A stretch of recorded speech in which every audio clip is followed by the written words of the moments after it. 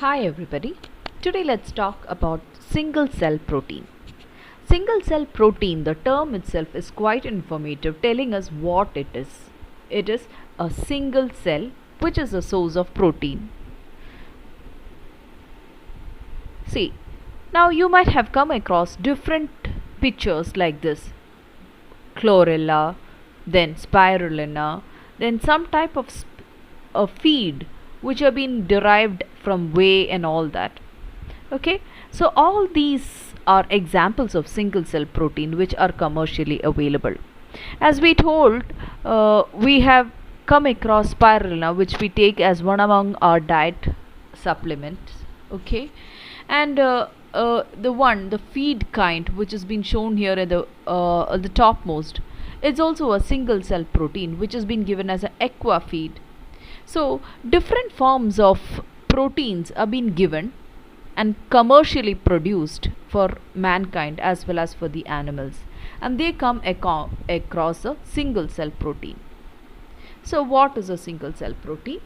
It refers to a microbial cell or a total protein extracted from a pure microbial cell culture, and they are mainly used as a protein supplement either for humans or animals. Now, the word single cell protein is considered to be appropriate because most of the organisms grow either as single or filamentous individuals. But of course, we do have some exemptions. In the case of multicellular mushrooms, though they are multicellular, they are also being considered to be as sources of proteins. So, some people also include mushrooms under the single cell proteins. Earlier, these proteins used to be named as the microbial proteins, but it was in 1966 by Professor Carroll L. Wilson who renamed it as single cell proteins. Olden days, in the 1960s, what happened? There was a high increase in population and energy crisis throughout the whole world, and thus the transportation of food and the demand of food was too high. So, in such a situation, the concept of using dried celled microorganisms gained momentum, and lots of interest among the scientists and the industries were being directed in this direction. And it was this that led to the development of the single cell proteins.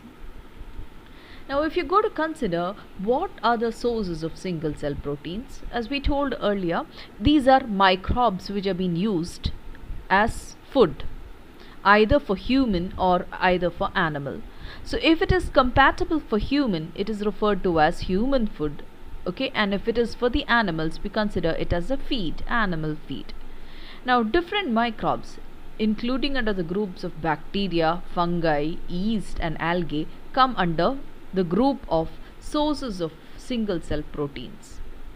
Now these microbes, now in the case of bacteria, there are a wide range of bacteria. Some of them include Pseudomonas fluorescens, Lactobacillus, Bacillus megaterium, all these, and algae as the most commonly used one: spirulina, chlorella, then Chondrus crispus, Dunaliella, Cynandesmus. These are all coming under algae, which has been used as single cell protein.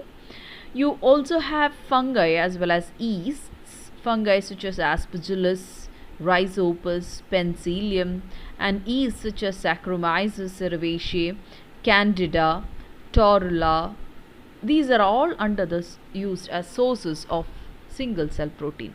So basically, what are all these being used? These microbes are being grown, they are dried and used as food, or else the proteins of these particular microbes are being extracted and given as food, as a protein supplement. Now, what is the nutritional value of it? It has a high protein content of about 60 to 80% of the dry cell weight, and it also contains fats, carbohydrates, nucleic acids, vitamins and minerals. And moreover, it is also a rich source of essential amino acids such as lysine and methionine, which are usually limiting in most of the plant and the animal foods. But why do we have to go to single cell protein? Of course, that we had earlier described it, because about 25% of the world's population currently suffers from hunger and malnutrition, and thus single cell protein deserves as a serious consideration for its use as a food or a feed supplement. And it is of course a nutritional supplement, and it can also be used for the isolation of various compounds such as carbohydrates, fats, vitamins and minerals. Now these are another group of microbes which have been used as single cell proteins. We have already mentioned about them, and this list will be updated every year, so you can just go through because new organisms are being used as are being explored as sources of single cell protein. Now what are the different sources? As we had told earlier, we either have microalgae, then among them Chlorella, spirulina and Dunaliella have been commercialized at a large scale. And among the fungi we have yeast such as Candida, Hanseniola, Pichia, Torulopsis and Saccharomyces. And these yeast are used as protein rich food and for the bioconversion of lignocellulosic wastes also. In the case of bacteria, we have Cellulomonas and alkali genes. Of course, we had also mentioned about Pseudomonas previously. Now, all the production of these microbial mass is conducted either by a submerged or a solid state fermentation process. And after the fermentation, the biomass is harvested and subjected to downstream stages including washing, disruption, protein extraction and purification. Now, coming to the yeast and the fungi, we have Chaetomium celluliticum, Fusarium, Gramineurium, Pizzilomyces. I told you earlier the amount of organisms that can be used vary from years and years because many of them are being exposed. Here, the SCP producing yeasts include Candida, and Torula yeast is also which grows on ethanol is a food is obtained through fermentation using molasses as a substrate, and it has a high protein content.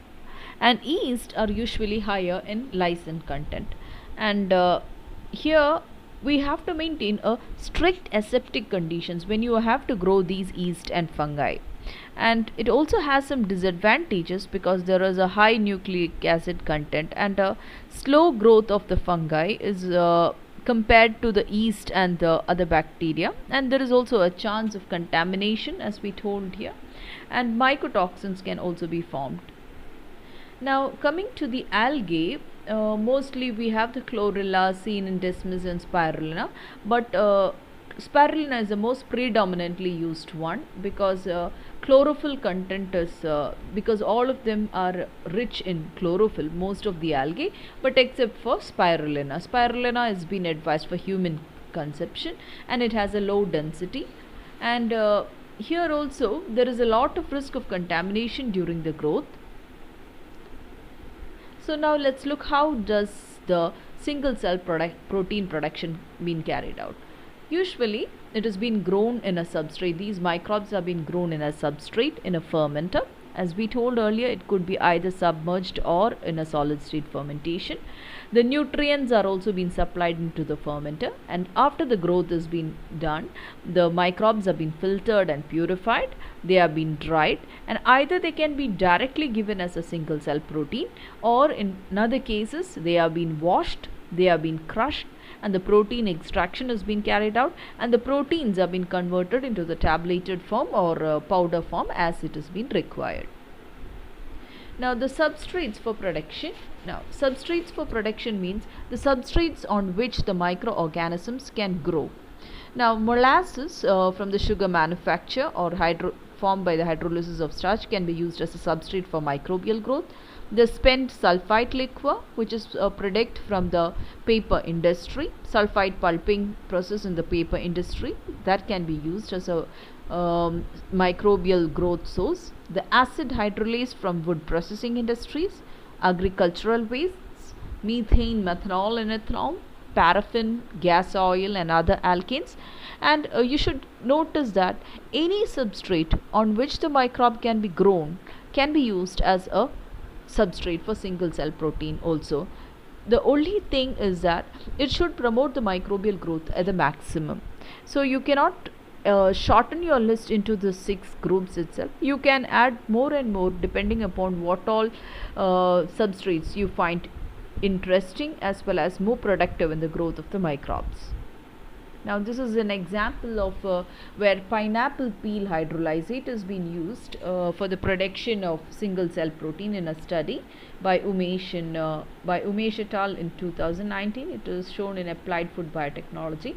So similarly, different food waste, now it can be a food waste or it can be a vegetable waste or it can be an agricultural waste, different wastes are being employed for the production of single cell protein as a microbial source, as a substrate for it to grow.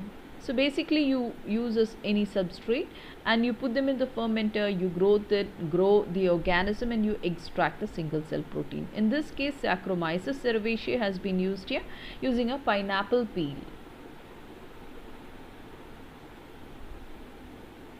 Now what are the advantages of this? Microbes grow at a very rapid rate under optimal culture conditions, and some double their mass in even about 30 minutes. And the quality and the quantity of the protein content in the microorganisms is better compared to the higher plants and animals, and a wide range of raw materials can be used for SCP production, and the culture conditions and the fermentation process is very simple. They are easily handled and subjected to genetic manipulations. Now we do have some limitations because the nucleic acid content of the microbial biomass is very high, and many of us, including humans, have limited capacity to degrade nucleic acids, and the presence of carcinogenic and other toxic substances could also be there in the SCP. So and even hydrocarbons, heavy metals, mycotoxins and other contaminants could also be there. So there is a caution in that. And there is a possibility of contamination of pathogenic microbes also. So you need to make sure that pathogens are not there. And the digestion of microbial cells is rather very slow, and it is frequently associated with indigestion and allergic reactions in individuals. Then the food grade production of SCP is more expensive than some other sources of protein. Now for example, soy meal, and of course this is mainly depends upon the cost of the raw materials. In generally, if you have to produce a SCP for the humans, okay, it is 10 times more expensive than a SCP for the animal feed. That's mainly because the purification strategy that we expect for the human consumption, and moreover the digestive pattern of humans and animals also vary. So basically SCP is a very good source of protein which we expect to supplement in our diet when to prevent the malnutrition and all that. You are growing the microbes, you are drying them, you are using them as your own food. That is a single cell protein. Now among this itself, as I mentioned earlier, sometimes we might also include mushrooms. So thank you.